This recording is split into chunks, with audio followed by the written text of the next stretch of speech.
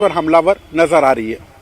जी बिल्कुल, बहुत शुक्रिया आपका अनुराग, तमाम जानकारी साझा करने के लिए। तो इस तरीके से लगातार अब इस पर सियासत भी हो रही है। अगली खबर, दूसरों के दर्द को अपना दर्द समझने वाले लोग अब कम ही मिलते हैं, क्योंकि आज की भागती दौड़ती जिंदगी में लोगों के पास वक्त कम और परेशानियां ज्यादा होती हैं। लोग दूसरों के बारे में कम और अपने बारे में ज्यादा सोचते हैं।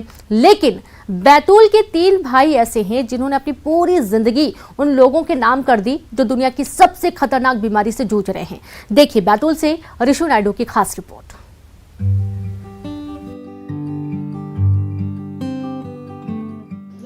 बैतूल के गर्ग परिवार को आज कौन नहीं जानता। गर्ग परिवार के तीनों भाई पिछले 7 सालों से कैंसर के लिए न सिर्फ शहर में जागरूकता अभियान चला रहे हैं, बल्कि कैंसर जैसी घातक बीमारी से जूझ रहे मरीजों का मुफ्त में इलाज भी करा रहे हैं। परिवार का कहना है कि उनकी बहन की कैंसर से 10 साल पहले मौत हो गई थी, जिसके बाद इन लोगों ने ये तय किया कि वो कैंसर मरीजों की मदद के लिए काम करेंगे और जो दर्द उनकी बहन ने झेला उसे किसी और को नहीं उठाने देंगे। बीते 7 सालों में इन भाइयों ने जहां कई लोगों को नई जिंदगी दी, तो वहीं कईयों का घर उजड़ने से भी बचाया। इनके काम की तारीफ शहर में कुछ इस कदर फैली कि आज पूरा शहर इनके सम्मान में नतमस्तक है। तो वहीं इनके काम की शोहरत का ही नतीजा है कि इनके अभियान के साथ आज शहर के कई जाने माने डॉक्टर और अस्पताल जुड़ गए हैं। जब हमारी बहन जी शांत हुई आज से लगभग 10 वर्ष पहले, तो पहले परिवार में सोचा कि उनकी याद में कुछ बच्चियों को स्कॉलरशिप या कुछ इस तरह का करें जिससे उनकी याद में। फिर बाद में ये समझ में आया कि ये और भी शासकीय योजनाएं हैं और भी लोग इस तरह से करते हैं, कुछ ऐसा किया जाए जो परमानेंट सा हो और जिसका इसका इफेक्ट दिखे, जिससे लोगों को फायदा हो। कैंसर एक ऐसी बीमारी है जिसके इलाज में लाखों रुपए खर्च होते हैं और कई परिवार बर्बाद हो जाते हैं।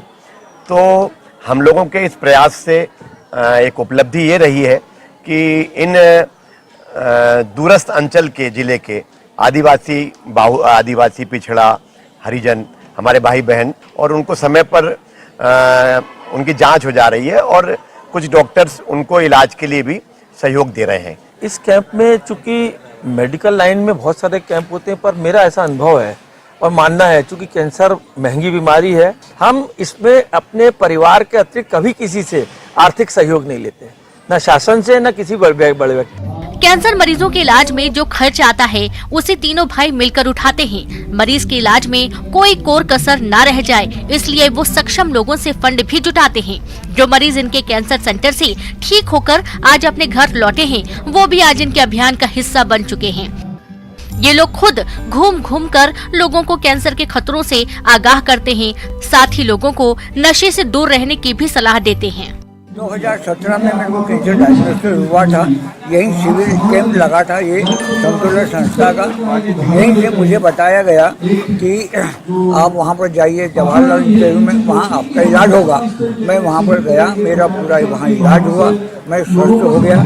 स्वस्थ होने के बाद में हर साल जब यहाँ कैंप लगता है, मैं हर साल कैंप में यहाँ आता हूँ और चेकअप कराता हूँ। मेरा पूरा फ्री इलाज हुआ। अभी वर्तमान समय में मैं स्वस्थ हूँ, कोई दिक्कत परेशानी नहीं। अगर यहाँ नहीं हो पाता तो काफी पैसा लगता। हाँ, पैसा लगता, पर ये उनके सहयोग से फ्री में इलाज हो गया और मैं स्वस्थ हो गया। गर्ग परिवार आज जिस तरह से कैंसर मरीजों के लिए मसीहा बन गया है, उसकी तारीफ जितनी की जाए वो कम है। ऋषु नायडू, न्यूज़ 18, बैतूल। और अब बिलासपुर से खबर है, जहां पर अपहत प्रॉपर्टी डीलर की कार मिली है। वकील अंसारी की कार लावारिस हालत में मिली। सेंदरी मोपका बाईपास के पास मिली कार के भीतर मिले खून के धब्बे के निशान। 3 नवंबर से लापता है प्रॉपर्टी डीलर वकील अंसारी। अंबिकापुर के एक होटल की सीसीटीवी फुटेज में दिखे अंसारी होटल में एक युवती के साथ नजर आए थे। वकील अंसारी सक्रिय पुलिस सहित एसीसीयू की टीम मामले की जांच कर रही है। तो खबर बिलासपुर से है, जहां लापता कार मिली है। वकील अंसारी की कार लावारिस हालत में मिली। सिंदरी मोपका बाईपास के पास कार मिली है जिसमें खून के धब्बे हैं। 3 नवंबर से प्रॉपर्टी डीलर वकील अंसारी लापता है और अंबिकापुर के एक होटल में युवती के साथ सीसीटीवी फुटेज में ये नजर आए थे।